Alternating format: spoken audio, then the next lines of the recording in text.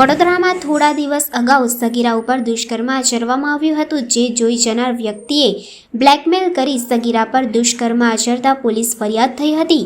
આ કેસની ફરિયાદી દાંડિયા બજારમાં રહે છે। થોડા દિવસ અગાઉ સગીરા કાકાના ત્યાં સૂવા ગઈ હતી। તે દિવસે રાત્રે કાકાએ દુષ્કર્મ આચર્યું હતું। આ ઘટના કાકાનો મિત્ર સતીશ કહાર જોઈ ગયો હતો। સવારે કાકા કાળુ કહારને મિત્ર સતીશ કહારે બ્લેકમેલ કર્યો હતો અને પોતાના મકાનમાં સગીરાને બોલાવી મિત્રએ પણ દુષ્કર્મ આચર્યું હતું, જેની રાવપુરા પોલીસ મથકે ફરિયાદ નોંધાઈ હતી। દુષ્કર્મ મામલે એસીપી અશોક રાઠવાએ નિવેદન આપ્યું હતું। રાવપુરા પોલીસ સ્ટેશનમાં ગુના નંબર 124/2025 જે રજીસ્ટર થયેલો છે,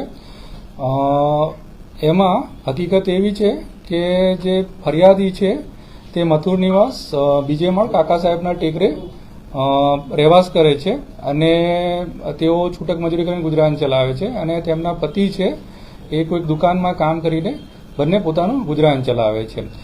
ફરિયાદી છે એની દીકરી છે એ સગીરા છે અને એના જે કાકા છે નજીકમાં રહે છે, તો 19 તારીખના 10 દિવસ પહેલા છે એના કાકાને ત્યાં એ સુવા માટે ગઈ હતી। ત્યારે એના કાકાએ રાત્રે 2 વાગ્યાની આજુબાજુ ફરિયાદીના જણાવ્યા મુજબ એની સાથે ગંદુ કામ કરેલ હતું કે